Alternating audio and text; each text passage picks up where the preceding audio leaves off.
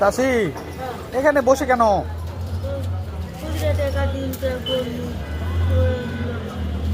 ফল খাবার দিচ্ছে ও আচ্ছা আচ্ছা, বাসা কোথায় আপনার? বাড়ি কোথায়? বাড়ি বাবা ওই ঘোড়াঘাট দিচ্ছে বাবা। ঘোড়াঘাটের দিকে? হ্যাঁ, ওই শরীরে ফল খাবার দিচ্ছে।